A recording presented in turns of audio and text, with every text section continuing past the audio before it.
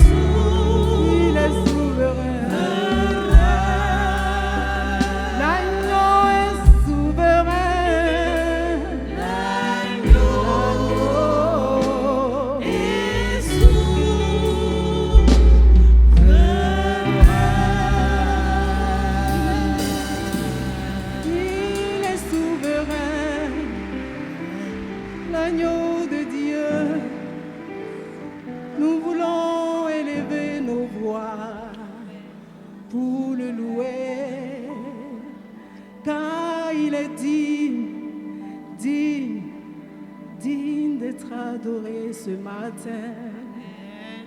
L'agneau qui a été immolé reçoit la gloire, la puissance. Alléluia. Louange à l'agneau.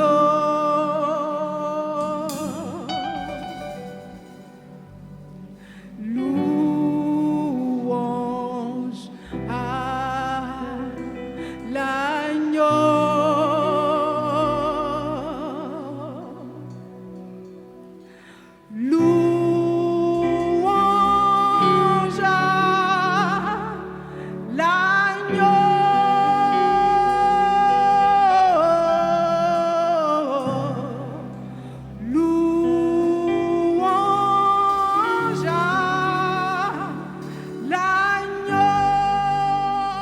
Chantons louange à l'agneau.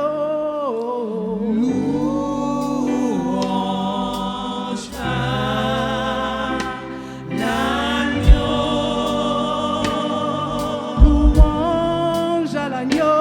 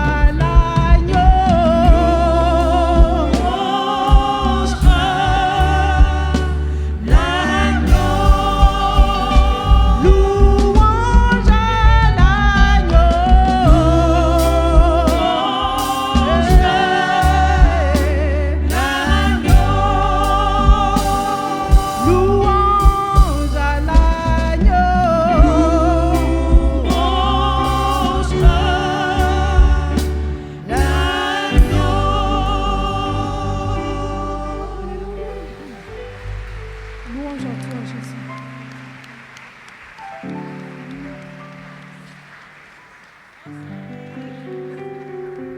Merci, Seigneur. Tu es le Dieu qui était et qui vient. Jésus, Jésus,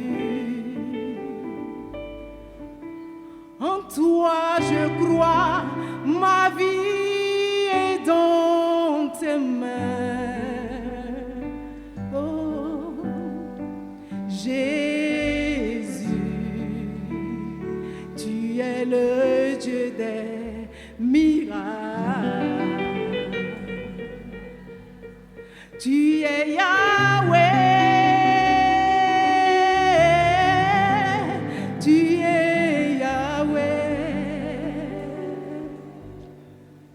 tu es Yahweh, tu es Yahweh, tu es Yahweh, Alpha et Omega.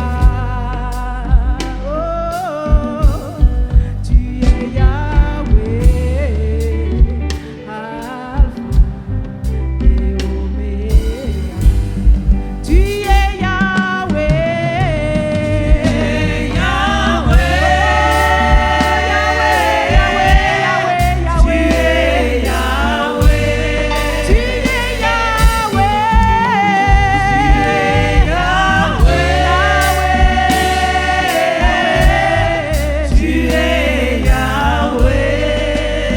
tu es l'alpha, alpha, oméga.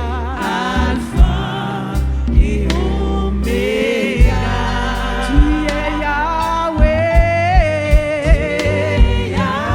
tu es Yahweh, tu es l'alpha et l'oméga. Tu es Yahweh, tu es Yahweh, Yahweh, Yahweh, Yahweh, Yahweh, tu es Yahweh. Oh Jésus, établis ton règne ce matin.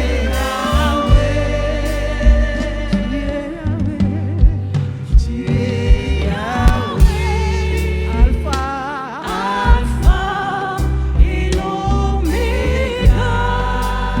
tu es Yahweh, tu es Yahweh,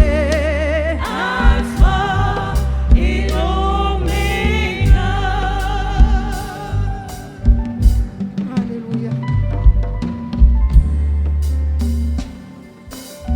Merci Jésus, parce que tu es Yahweh, tu es l'alpha et tu es l'oméga.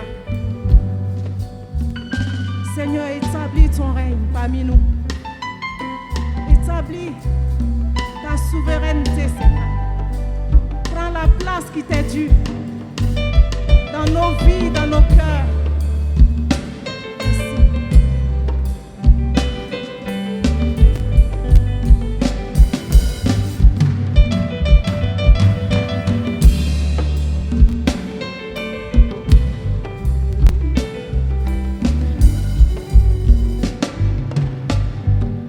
Tu es le lion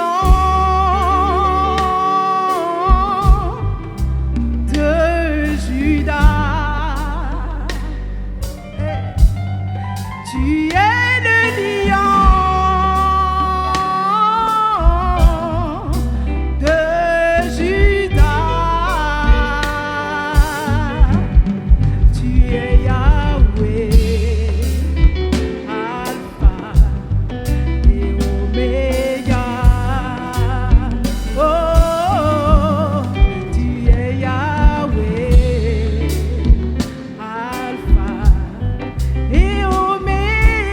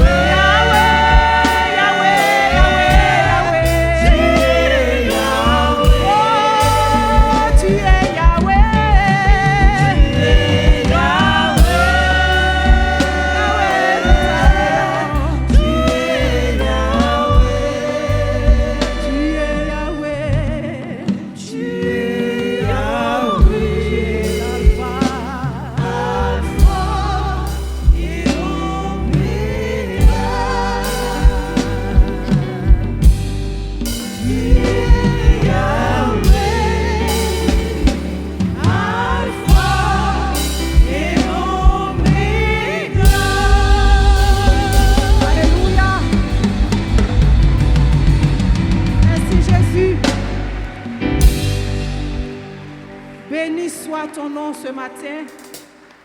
Merci pour ta souveraineté, pour ta gloire, Seigneur. Alléluia. Merci Jésus.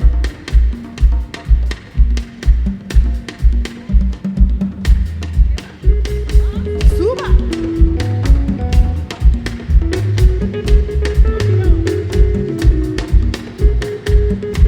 Merci Jésus. Merci. Béni soit ton nom. Oh, béni soit ton nom. Toi qui nous as sauvés, Béni soit ton nom. toi qui nous aimes tant, c'est pourquoi nous espérons tous en toi. Adoré soit ton nom. Au cœur de notre Adoré foi, soit ton nom. toi qui nous as sauvés, Adoré soit ton nom. toi qui nous aimes tant, c'est pourquoi nous espérons tous en toi. Loué soit ton nom. Au cœur de notre Loué foi, soit ton nom. toi qui nous as sauvés, Loué soit ton nom. toi qui nous aimes tant, c'est pourquoi nous espérons tous en toi. Ton amour nous environne, ô Seigneur. Ta gloire resplendit tout comme le soleil. Ton amour nous environne, ô Seigneur. C'est pourquoi nous espérons tous en toi. Ton amour. Ton amour nous environne, ô Seigneur. Alléluia. Ta gloire resplendit tout comme le soleil. Oh, ton amour. Ton amour nous environne, ô Seigneur. C'est pourquoi nous espérons tous en toi. Ton amour. Ton amour nous environne, ô Seigneur. Ta gloire. Ta gloire resplendit tout comme le soleil. Oh, ton amour. Ton amour nous environne, ô Seigneur. C'est pourquoi nous espérons tous en toi. Gloire à ton nom. Au cœur de notre foi, Gloire à ton nom. toi qui nous as sauvés, Gloire à ton nom. toi qui nous aimes C'est tant, pourquoi. c'est pourquoi nous espérons tous en toi. Béni soit ton nom. Au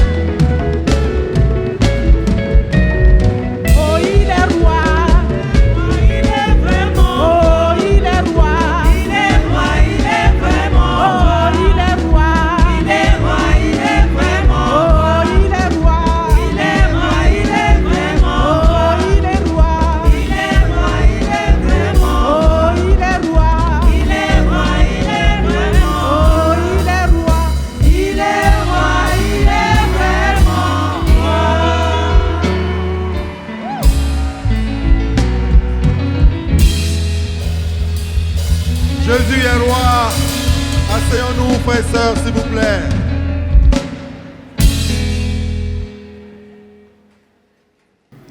Merci beaucoup. Je vais prier et nous allons ouvrir la Bible. Seigneur, je te l'ai demandé que ton esprit éternel, puissant, m'utilise comme instrument de tes mains. Je veux être simplement un instrument de tes mains pour communiquer ce que tu as mis sur mon cœur. Tu le sais très bien, tu connais mes faiblesses. Tu sais que je n'ai pas une bonne diction, qu'il m'arrive d'être trop rapide. C'est pour ça que je prie pour que tu m'aides. Tu canalises ma voix, tu canalises mes pensées, tu canalises mes mouvements, que tu m'aides à communiquer comme toi tu le veux. Béni sois-tu pour tout. Dispose nos cœurs à tous et que gloire et puissance de te reviennent. On a tout fait prier. Amen. Amen. Donc aujourd'hui, comme ça a été dit, c'est un culte vraiment spécial. Un moment d'échange, d'écoute. Et le message va nous préparer à cela. Mais en même temps aussi, nous sommes vers la fin de l'année. Nous sommes à 1 mois de la fin de l'année. Nous avons commencé avec des défis. Nous avons commencé avec des promesses. Nous avons commencé avec des buts. Et il est important que nous nous arrêtons aussi à un moment donné pour faire un bilan à presque la fin de l'année, voir est-ce que nous sommes sur le bon chemin. Amen. C'est pour ça que le message que je vais faire combine en fait toutes ces choses-là et nous encourager à la fin à la meilleure écoute possible. Nous allons ensemble étudier un texte, certainement que nous connaissons très bien, une histoire qui a dû nous marquer dans la Bible. Quand tu lis cette histoire, quelquefois tu as envie de t'arrêter un peu et puis scruter un peu la Bible. C'est en Daniel chapitre 5. Donc nous allons étudier tout Daniel chapitre 5. C'est ce que nous allons faire. Donc je vais lire d'abord le Daniel chapitre 5, versets 1 à 5. Sur l'écran, ce sera 4, mais en fait, il y a le 5e verset qui est dedans. Un jour,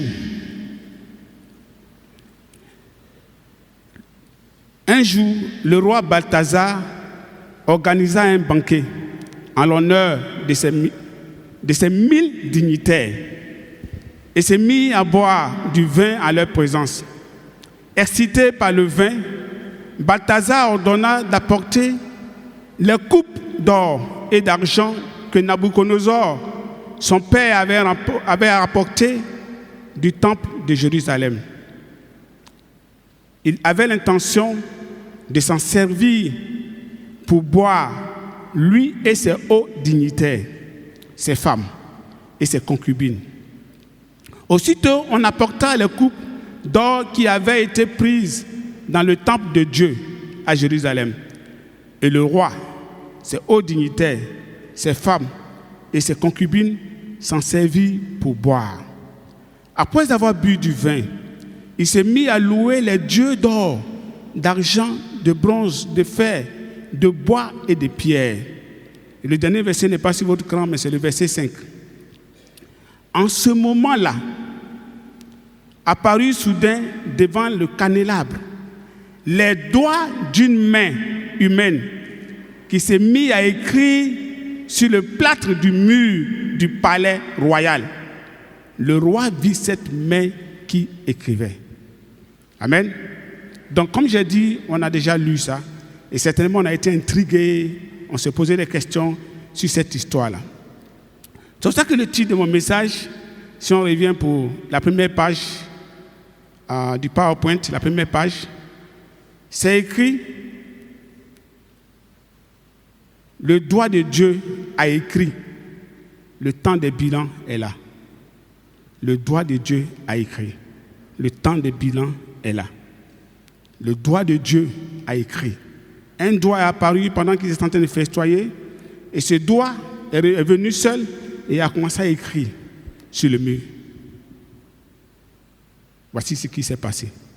Amen. Donc c'est l'histoire de Balthazar, fils de Nabonide. On dit son père, Nabuchodonosor, mais son père c'était Nabonide. C'est Nabonide même qui régnait en réalité, qui était le roi, mais il régnait à la place de son père. Et la fin de l'Empire romain, l'Empire babylonien plutôt.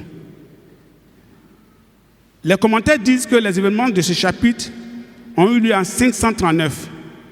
539 avant Jésus-Christ. Et ça nous rappelle quoi? Quand nous faisons l'étude du royaume, on dit que l'empire babylonien a commencé en 605 et s'est arrêté à 539. Et en 539, l'empire perse a commencé. C'était la statue que Nabucodonosor avait vue. Et cette prophétie s'est réalisée ce jour-là. Ce jour-là. Qu'est-ce qu'on peut remarquer concernant l'empire babylonien? Si vous faites le calcul entre 605 et 539, cet empire puissant, qui était la main de Dieu, qui est venu fort, puissant, a fait 6 ans de règne. Ce sont 6 ans. Ils ont commencé fortement et ils ont disparu soudainement. Il était la tête en or. Et la tête en or a fondu en l'espace de 66 années. Pour un empire, ce n'est rien du tout. La plupart des empires durent 200 ans, 300 ans, 400 ans. On peut voir celui même des Grecs, 303 jusqu'à 64 avant Jésus-Christ. On peut voir ces empires-là. Un empire qui a beaucoup duré, c'est l'empire de Gengis Khan. Et cet empire-là dure pendant longtemps. Mais cet empire-là, babylonien, n'a pas duré. Pas du tout. Donc, on aura 2 points. 2 grands points. Le premier point, ce sera la narration. On va raconter l'histoire. On a lu, mais on va raconter ça. Et puis, le deuxième point, ce sera les leçons. Quand tu finis de lire une histoire, il y a des leçons à tirer. Nous sommes dans l'Ancien Testament. Il y a des choses qu'on peut tirer comme leçons. Voilà les 2 points. Narration, leçon. Voilà les 2 points qu'on aura ce matin. Simplement pour nous encourager. Amen. Donc, premièrement, narration. Narration, c'est raconter l'histoire. On va raconter l'histoire. On va revenir sur des faits.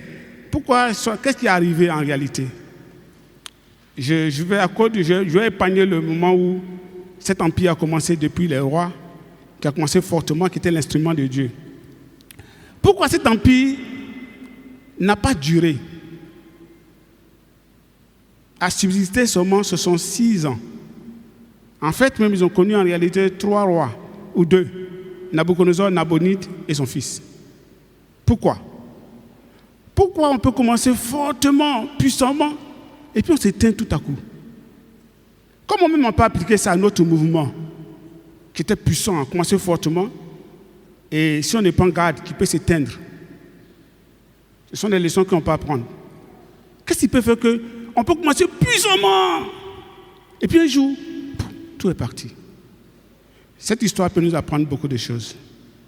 Il y a des très bonnes leçons dans cette histoire. On peut l'appliquer individuellement. Comme peut arriver à un certain niveau de prospérité, d'élévation, de puissance, et puis un jour, pouf, tout part. Il y a des éléments ici qui peuvent aider à expliquer cela et qui peuvent nous prévenir, parce que le but, c'est de prévenir, c'est de préparer, c'est de faire en sorte qu'on ne fasse pas les mêmes erreurs qui sont déjà produites.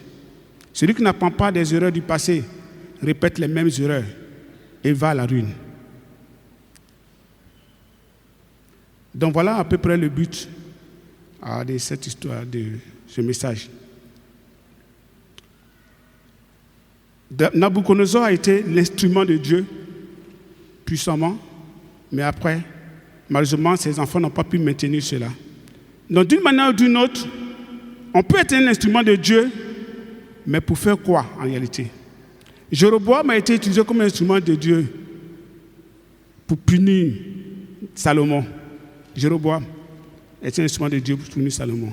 Israël était un instrument de Dieu pour châtier le pays des Philistins. Si vous lisez en Genèse, vous allez voir, Dieu avait dit ça à Abraham, que le péché de ce peuple qui est là, les Cananéens, là, n'est pas encore arrivé au point où je vais les châtier. Et vous serez mon instrument. Voilà pourquoi Israël était l'instrument. Et Israël devait rester saint pour être toujours l'instrument de Dieu pour châtier Canaan. Et Balaam avait vu ça. Il a dit à Balak, si vous voulez les avoir, c'est de corrompre leur foi. C'est de faire en sorte que des filles madianites les corrompent simplement. Et vous allez voir qu'ils seront fragiles. Donc, voici à peu près cette histoire-là. Donc, ces rois organisent une grande fête, une très grande fête, formidable. C'est bon. Malheureusement, ils ont touché des choses qui appartiennent à Dieu. C'était le sacrilège. C'était un festin sacrilège. Il a touché à des choses qui appartiennent à Dieu. On se souvient bien de ce qui s'est passé avec l'arche de l'Alliance au pays des Philistins. Ceux qui ont osé, Dagon sait ce qui lui est arrivé. On se souvient bien ce qu'il a fait. Verset 5 à 9. Donc on revient maintenant, verset 5 à 9. En ce moment-là, apparut soudain devant le candélabre les doigts d'une main humaine qui s'est mis à écrire sur le plâtre du mur du palais royal. Le roi vit cette inscription, cette main qui écrivait. Alors, son visage devint blême. Des pensées terrifiantes l'assaillissent. C'est tout à fait normal. Si moi je vois ça, moi-même je vais tomber en syncope. Une main qui écrit seule. Des pensées terrifiantes l'assaillissent. Il s'est mis à trembler de tout son être et ses genoux s'entrechoquèrent. Il ordonna à grand cri de faire venir des magiciens, les astrologues et les devins, et fit dire aux sages: celui qui déchiffrera cette inscription et m'en donnera l'interprétation sera revêtu de pourpre.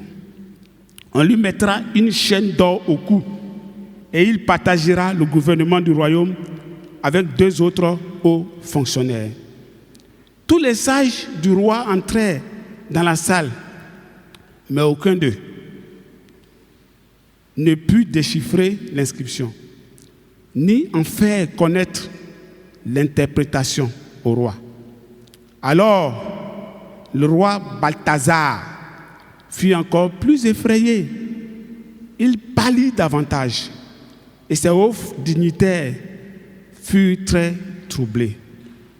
Le doigt de Dieu venait d'intervenir dans ce royaume païen. Le doigt de Dieu venait d'écrire.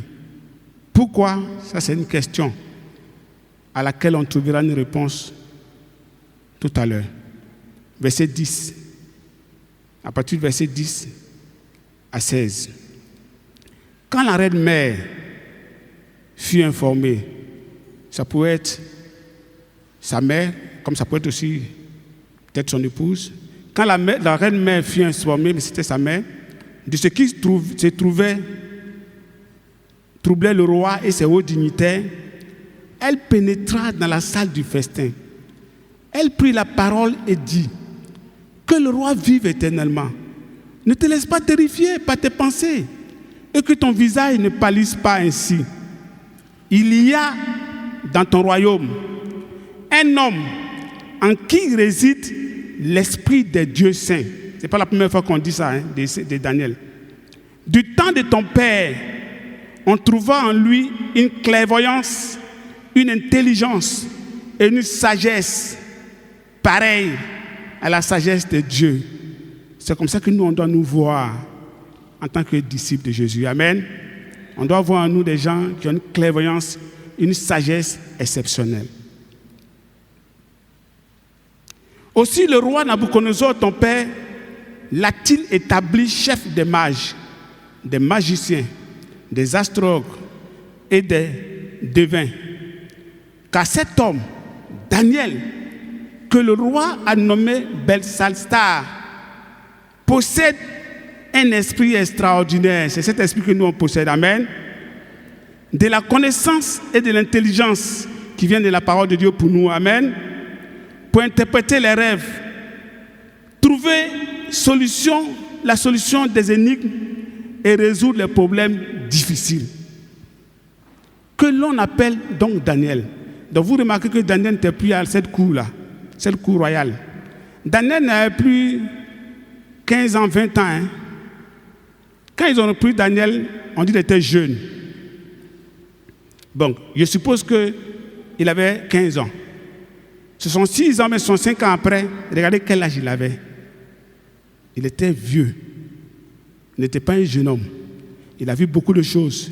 Mais quand Nabonide est venu, ils l'ont écarté. Quand ça a chauffé là, ils sont allés le chercher. Quand tu es compétent là, bon, ça sera le point plus tard. Mais quand tu es compétent, ne t'inquiète pas. Il ne faut pas forcer. On va te chercher. Ou bien, si ce n'est pas vrai ce qu'il dit. On ne force pas bénédiction. Ça coule seul.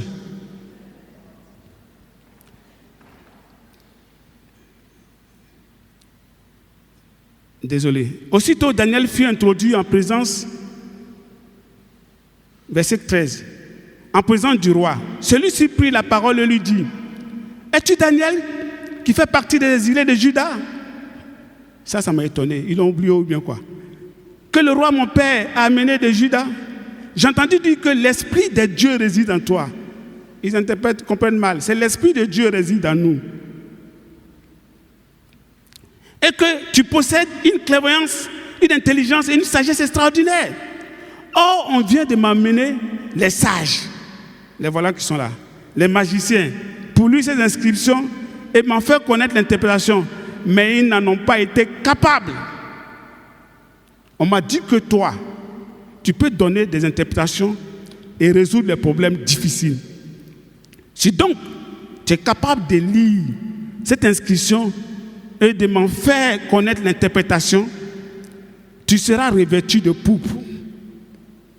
Tu porteras une chaîne d'or au cou et tu partageras le gouvernement du royaume avec 2 autres hauts fonctionnaires. Voilà la récompense. Le doigt de Dieu a écrit. Les hommes sont troublés.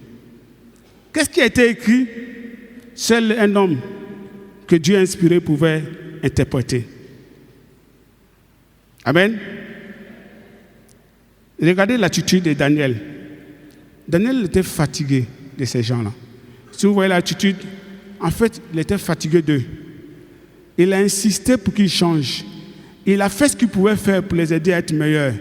Mais il était fatigué d'eux. Depuis Nabucodonosor jusqu'à son petit-fils, les gens n'ont pas changé. Ils n'ont pas vraiment changé. Ils n'ont pas appris de ce qui est arrivé même à Nabucodonosor, qui a été brisé par Dieu. Nous devons apprendre de l'expérience de nos parents et de nos prédécesseurs.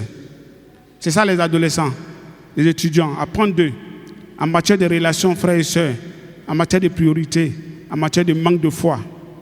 On doit apprendre de tout cela. Verset 17, c'est la narration, donc les leçons vont aller très vite. Alors Daniel prit la parole et dit au roi, garde tes présents. Il faut laisser ça. Ça là, je suis fatigué. Ça fait près de 80 années que je suis à vous ici. Vous avez tout fait. On vous donne conseil, vous n'écoutez pas. Je vous dis qu'il y a un seul vrai Dieu. Ton grand-père a avoué à la fin. Mais vous ne changez pas. Vous ne respectez pas. Entre vous-même, vous maltraitez. Vous ne voulez pas changer. J'ai fait quoi? Oh, j'ai fait quoi pour position là? Ce n'est pas la peine. Il dit, garde ta chose. Garde tes présents et donne tes cadeaux à un autre. Il n'était plus le petit garçon qu'on pouvait crier sur lui là. Maintenant, il a déjà passé, il a fait ses preuves, il a servi là, il a été meilleur. C'est bon comme ça, il a la retraite. Mais si vous avez besoin de lui, il va venir, mais il va vous former. Je vais cependant, mais je vais faire ça. Comme c'est mon Dieu qui a écrit, je vais vous dire qu'est-ce qu'il a écrit. Sinon, je n'ai rien à voir avec vous. Je vais cependant te déchiffrer l'inscription et t'en faire connaître l'interprétation. Oh roi, il est toujours respectueux. Il faut toujours respecter les autorités. Même quand tu n'es pas d'accord avec leur foi, leur pratique, il faut les respecter. Il dit, oh roi, le Dieu très haut avait donné à Nabucodonosor, ton père, la royauté et la grandeur, la gloire et la majesté. Et à cause de la grandeur qui lui avait été accordée, les gens de tous les peuples et de toutes les nations et de toutes langues tremblaient de peur devant lui. La vie et la mort de chacun dépendaient de son bon vouloir. Quand il dit meurs, tu meurs, vis, tu vis.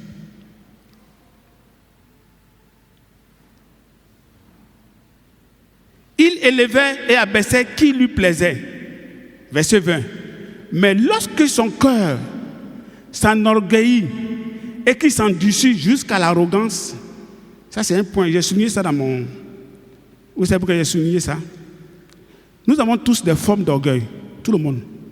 Si quelqu'un dit « je ne suis pas orgueilleux », pardon. C'est que ce n'est pas bon. C'est pour ça que quand on nous parle, on est fâché. Quand on nous reprend quelquefois, on n'est pas content. Même si on veut voir que c'est vrai, mais on se défend. Parce qu'on a tous des formes d'orgueil. Mais il y a un niveau d'orgueil que Dieu ne peut pas supporter. Et vous pouvez voir ça dans plusieurs tests. Jusqu'à. Essayez de noter ça, puis chercher. Il y a un niveau d'orgueil là. Dieu dit, là, tu es allé trop loin. Parce que Dieu sait que nous sommes orgueilleux. Mais il y a un niveau d'aller jusqu'à l'arrogance. Et son petit-fils a fait aussi jusqu'à l'arrogance. On lui fit quitter son trône royal. Et il fut dépouillé de sa gloire. Il fut chassé de la société des humains. Sa raison devint semblable à celle des bêtes. Et il s'est mis à vivre en compagnie des ânes sauvages. Et il se nourrissait d'herbes comme les bœufs. Et son corps était trempé par la rosée du ciel. Cela dura jusqu'au jour où il reconnut que le Dieu très haut est maître de toute royauté humaine et qu'il élève à la royauté qu'il veut. Qu'elle a reconnu que c'est Dieu qui est Dieu. Et toi, son fils, Balthazar, tu savais tout cela. Et cependant, tu n'as pas gardé une attitude humble. Tu n'as pas appris. Tu t'es élevé contre le Seigneur du ciel et tu t'es fait apporter les coupes de son temple. Les coupes de son temple. Puis toi et tes hauts dignitaires, tes femmes et tes concubines, vous y avez bu du vin. Et tu as loué les dieux d'argent, d'or, de bronze, de fer et de bois, de pierre, des dieux qui ne voient rien, n'entendent rien et ne savent rien. Mais le Dieu qui tient ton souffle de vie dans sa main et de qui dépend toute ta destinée, tu ne l'as pas honoré. C'est pourquoi il a envoyé cette main pour tracer cette inscription. Voici, mot à mot, ce qui est écrit. Il a été compté. Une mine, un cycle et 2 demi-cycles. Et voici l'interprétation. Une mine, Dieu a compté les années de ton règne et les a menées à leur terme. Un cycle, tu as été pesé. Dieu t'a pesé quand il t'a pesé dans la balance. Et on a trouvé que tu es faible. Et on a trouvé que tu ne fais pas le poids. 2 demi-cycles, ton royaume a été divisé pour être livré aux Mèdes et aux Perses. Voilà ce que ça veut dire. Voilà ce que Dieu a écrit. En fait, c'est Méné Téké. Je vais montrer après l'image de ce que Dieu a écrit. Alors Balthazar, ça m'a dit waouh, ça c'est Balthazar. Quand on te donne un tel message, quelle est la bonne réaction? Quand Jonas a prêché à Ninive, comment ils ont réagi? Dieu est un Dieu de miséricorde. S'ils avaient pris la cendre, s'ils ont commencé à pleurer, je suis convaincu que Dieu aurait changé. Mais lui, alors Balthazar ordonna de revêtir Daniel de poupe. C'est ce qu'il a dit, il va faire. De lui mettre une chaîne d'or au cou et de faire proclamer qu'il partagerait le gouvernement du royaume avec 2 autres hauts fonctionnaires. Ils n'ont pas écouté. On dit ton royaume sera divisé. Mais, dans la même nuit, j'ai trouvé des références historiques concernant cela. Dans la même nuit, Balthazar, roi des Chaldéens, fut tué. Et Darius le Mède, âgé d'environ 62 ans, accéda au pouvoir impérial. Voilà l'histoire de Balthazar. Daniel interprète ce que Dieu a écrit, compté, pesé et divisé. Malgré cela, ils se sont contentés de récompenser Daniel. Mais dans la même nuit, Balthazar, roi des Chaldéens, fut tué. Voici un peu raconter rapidement l'histoire. Parce que les leçons vont être tirées de toute cette histoire-là. Qu'est-ce qu'on peut apprendre? Deuxième partie, leçon. La première leçon, c'est Dieu est souverain sur les rois et les nations. Ça, c'est la première leçon. Dieu est souverain sur les rois et les nations. Balthazar pensait être au-dessus de tout. Il avait hérité du royaume de son père ou de son grand-père, Nabuchodonosor, mais n'avait rien appris de son histoire. la chute de Balthazar montre que Dieu met les rois en place et les renverse quand il veut. Ça, on doit avoir ça comme conviction. Il n'y a pas un seul roi, un seul dignitaire. Si Dieu ne veut pas qu'il soit là, il ne sera pas là. Dieu établit et accomplit ses plans dans toutes les nations. Avec la chute de Babylone, une nouvelle ère a commencé. On se souvient de la statue. Et ça a commencé avec les Perses et les Mèdes. À retenir, qu'est-ce qu'on peut retenir de cette leçon-là? À retenir, vous pouvez afficher à retenir. Aucune autorité humaine n'est absolue. Aucune autorité humaine n'est absolue. Dieu reste le maître de l'histoire. Dieu dirige les cycles des nations selon ses desseins. Vous savez comment on appelait Rome? On appelait Rome la ville éternelle. Quand tu écoutes les hymnes, tu pleures. C'est tellement beau en latin, j'ai écouté. C'est beau, parce qu'ils pensaient qu'ils allaient rester éternels. Ils ont commencé en 64, en 476 après Jésus-Christ, fini. Peu importe le temps, un jour, si Dieu décide, c'est fini. Dieu est le maître de l'histoire. Amen. Ça, c'est la première leçon. Deuxième leçon. Ça, c'est une leçon que nous, on connaît bien même. L'orgueil précède la chute. Ah, ça, c'est une leçon. Ça, on n'a pas besoin de cette histoire pour connaître cette leçon. Ou bien, nous-mêmes, on connaît. L'orgueil précède la chute. C'est ça. Balthazar manifeste son orgueil extrême. Il se moque de Dieu d'Israël. Il a fait ce qu'il a fait, utiliser les outils, tout ça. Son attitude d'arrogance lui a valu le jugement immédiat. Qu'est-ce qu'on peut retenir encore? L'orgueil offense Dieu et l'humiliation suit toujours l'orgueil. Quand l'orgueil commence à venir, l'humiliation se prépare pour prendre sa place. C'est comme ça. Quand l'orgueil commence à venir, l'humiliation dit hey, je vais apparaître enfin. Je vais apparaître enfin. C'est ça. Proverbe chapitre 16, verset 18. Dieu recherche des cœurs humbles. Nous avons tous des formes d'orgueil, mais faisons très attention à la manière dont l'orgueil peut évoluer. Faisons très attention. L'arrogance peut s'exprimer par notre manière de voir les uns les autres, de voir l'autre comme insignifiant, comme petit. Faisons très attention à cela. Faisons très attention. Quand tu sens ça, il faut commencer à prier. Il faut commencer à prier pour ça. Chaque frère ici a une grande valeur pour Dieu. Chaque frère ici a une très grande valeur pour Dieu. Ils sont sacrés. Amen. Ça. Troisième leçon. Profaner les choses sacrées a des conséquences. Quand tu profanes les choses sacrées là, chez nous on dit tu vas voir clair. Ça a des conséquences. Profaner des choses sacrées a des conséquences. Il y a des péchés qui sont d'ordre moraux. C'est-à-dire, on pêche, c'est moral. Mais il y a des sacrilèges que Dieu n'accepte pas. Il a traité les objets sacrés à Dieu comme des objets ordinaires. À retenir.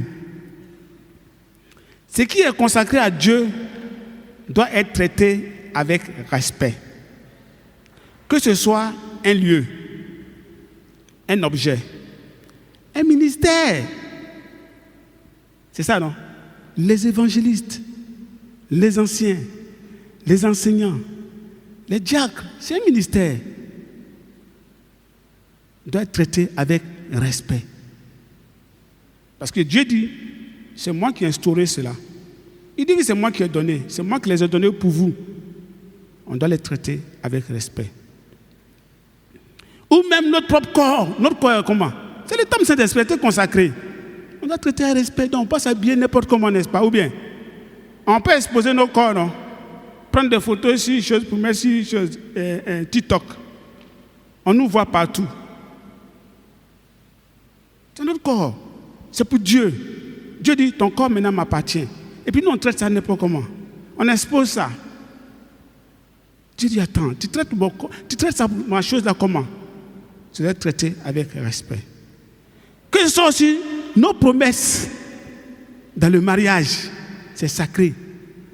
Devant Dieu, devant les hommes, je jure de t'aimer, de te chérir, de tant. Tu dis, ok, j'ai pris une note sacrée. Le mariage est sacré. Il y a un thème même qui est utilisé pour le mariage, il dit mystère.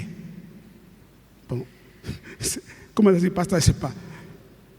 Donc on ne traite pas le mariage comme on veut. On ne rentre pas maintenant et puis après on mélange tout dedans. Non.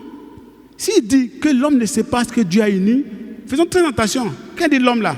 C'est ceux qui sont dehors et puis vous deux même, c'est l'homme. C'est sacré.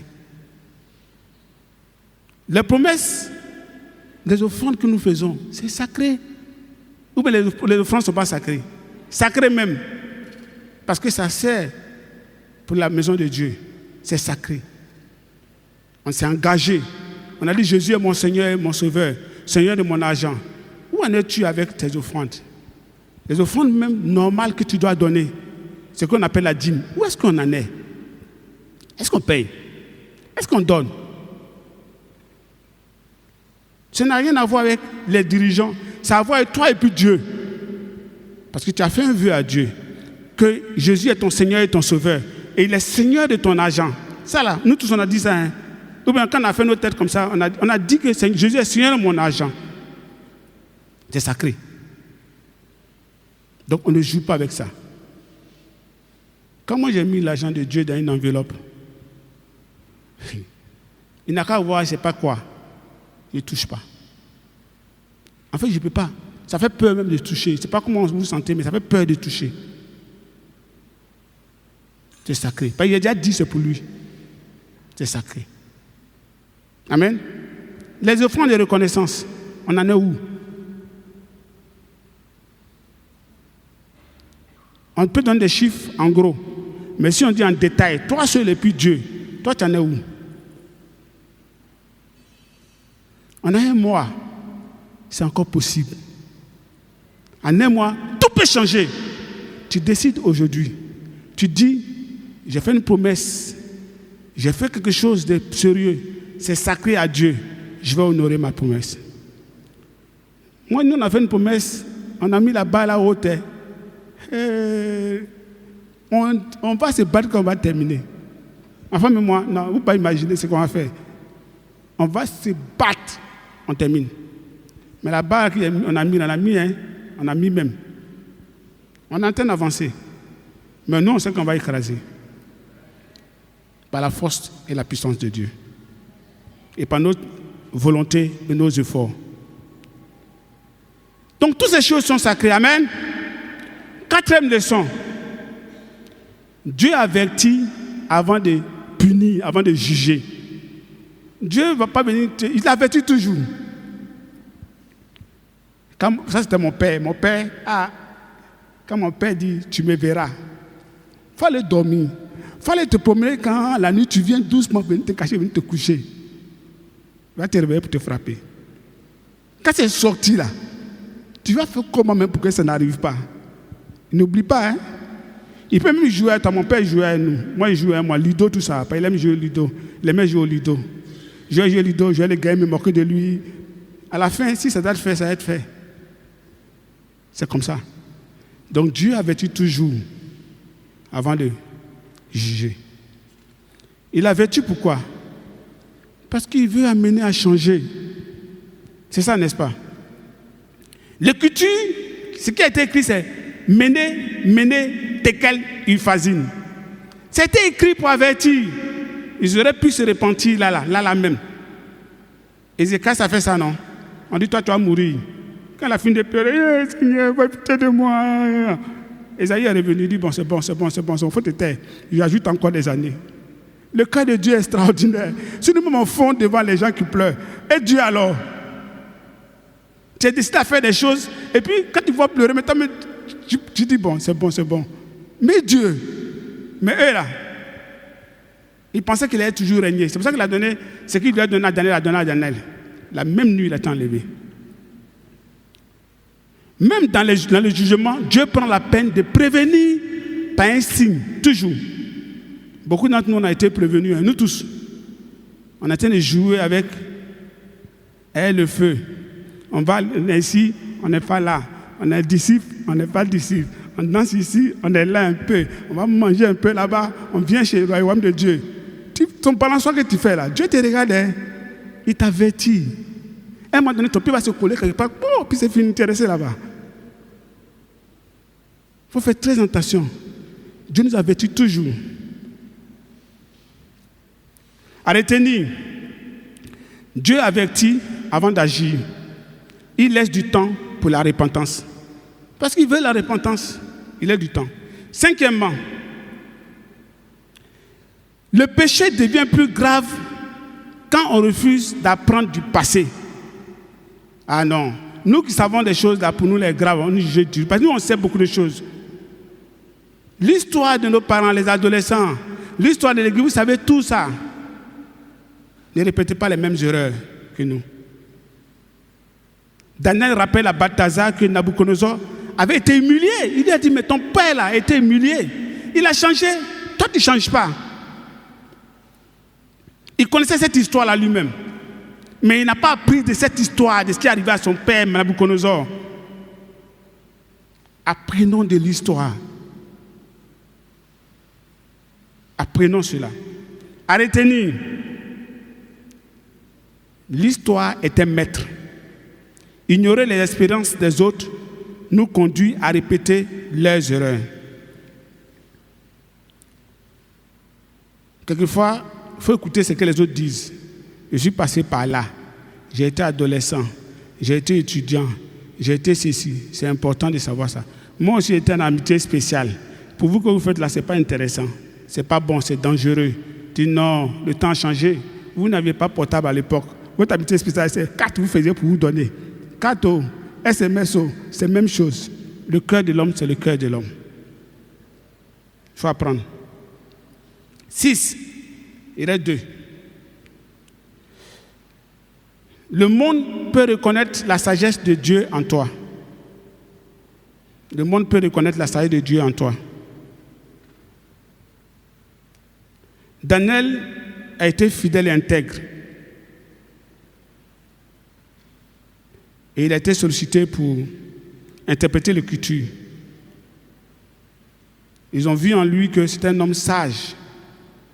Et là où nous sommes, et je parle maintenant aux cadres et aux hommes d'affaires, notre force, notre prospérité, notre réussite va venir de notre intégrité, de notre fidélité, de notre probité. Là où tu es, c'est Dieu qui va te mettre là où tu es, le plus haut possible. Si tu es intègre, si tu es cohérent, si tu es humble, si tu es incorruptible, Dieu te lèvera. Ne forcez jamais. Parce que le monde va toujours reconnaître la sagesse que Dieu a mis en toi. Le monde va toujours reconnaître les valeurs que Dieu a mis en toi. Amen. Même si Daniel avait été mis de côté, sa réputation restait vivante. La réputation est très importante. Et votre réputation est la réputation de l'Église et la réputation de Dieu. Si vous avez une bonne réputation là où vous êtes, c'est l'Église qui aura une bonne réputation. Si vous avez une bonne réputation, c'est Dieu qui aura une bonne réputation. Mais si on n'a pas de bonne réputation, ça affecte l'Église et ça touche Dieu. Amen. À retenir, une vie consacrée finit toujours par être reconnue. Même par ceux qui ne savent pas Dieu, ils vont savoir que tu es différent. Et beaucoup vivent ça dans les entreprises. À cause de l'intégrité, il y a des choses qu'on ne fait pas avec eux. Il y a un frère qui m'a raconté une histoire où on contrôlait, il n'y a pas donné des détails, on contrôlait tout le monde. Et puis ils ont dit non, pas lui, pas lui. Toi, on sait, toi, pas de peine, c'est les autres. Pas toi, non, toi, laisse. Il était étonné que le grand patron sache que qui il est. Il n'a pas besoin de lui dire « je suis chrétien ». Mais sa vie dit qu'il est chrétien. C'est notre vie qui parle plus que ce que nous disons. Amen. Et je vais faire un clin d'œil sur le monde politique. Faisons très attention à ce monde-là aussi. Daniel était un technocrate qui a aidé 2 royaumes. Il a commencé avec les Babyloniens et il a terminé avec les Perses et les Mèdes. Il a travaillé avec eux avec sagesse. Avec sagesse. En politique, quand toi tu parleras de valeurs, les gens peuvent parler d'intérêt.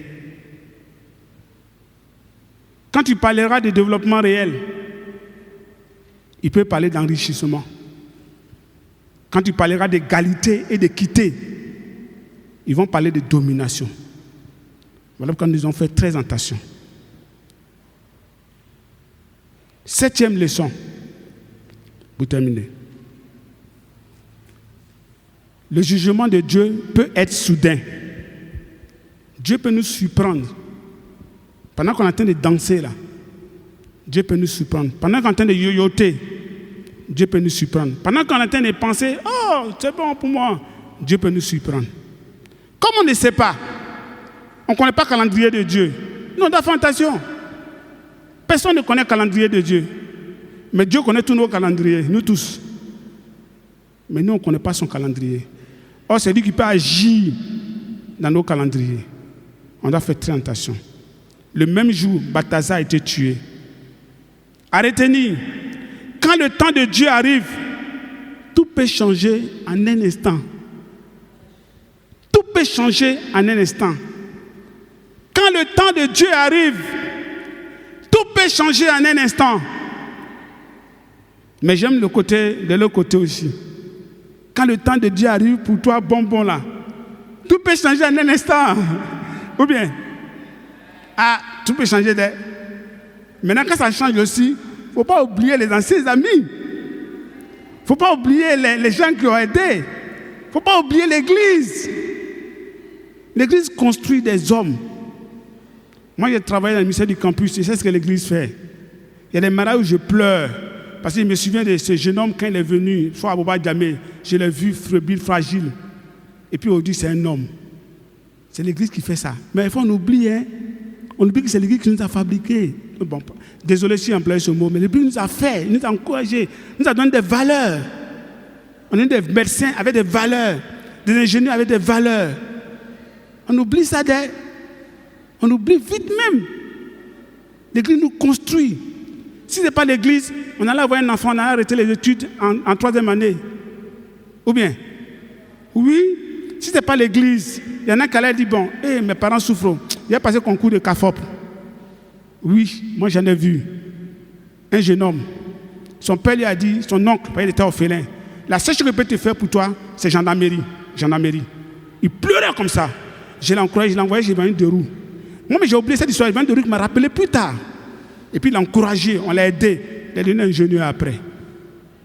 Ça, c'est l'Église. C'est dans l'Église qu'on voit des modèles. On voit, toi, je peux être docteur aussi. C'est pour ça qu'on a beaucoup de docteurs. Parce que tu vois que lui, il est devenu docteur. Mais si dans ton modèle, là, tout le monde s'est arrêté à la licence. Mais c'est ça le modèle qu'on voit. Ou bien, et puis nous sommes dans la licence, l'Église nous fait. Mais n'oublie pas ce que l'Église te fait.